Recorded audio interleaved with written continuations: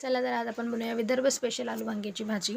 तर आलू वांग्याची भाजी बनवण्यासाठी इथे घेतलेले आहे बटाटे, वांगे, कांदा, टोमॅटो. तर वांगे आणि बटाट्याला व्यवस्थित असं कापून घेऊ मोठ्या आकारामध्ये, बारीक न कट करता. कारण मोठे कापले तरच त्याला असं वाटेल आपल्याला की आबा पंक्तीतली किंवा ती लग्नातली एखाद्या भंडारातली भाजी खातोय.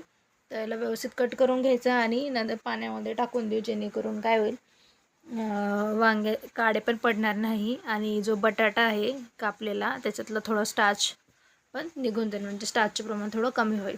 नंतर एक कांदा घ्यायचा आणि याला व्यवस्थित फाईन चॉप करून घेऊ. कांदा चॉप करून झाल्यानंतर टोमॅटोलाही आपण बारीक असं व्यवस्थित असं कट करून घेऊ.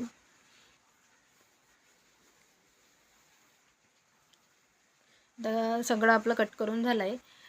तर आता आपण कढईमध्ये तेल गरम करू आणि तेल तापल्यानंतर त्याच्यामध्ये जिरा आणि मोहरी टाकू.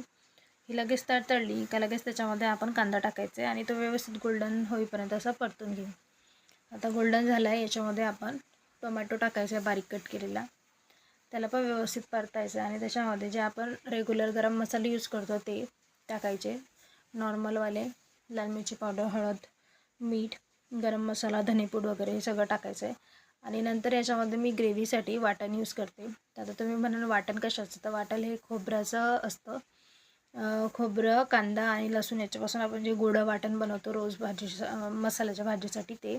आणि नंतर वांगे आणि बटाटे टाकायचे आणि थोडेसे तेलात होऊ द्यायचे. नंतर त्याच्यामध्ये गरम पाणी सोडायचं. गरम पाणी सोडल्यानं काय होईल, भाजीचा कलरेशन म्हणून किंवा तर्री जी आहे ती कायम राहील आणि लगेच शिजेल पण. आता ही झाली आहे आपली चमचमीत भंडाऱ्यातल्यासारखी विदर्भ स्पेशल आलू वांग्याची भाजी तयार.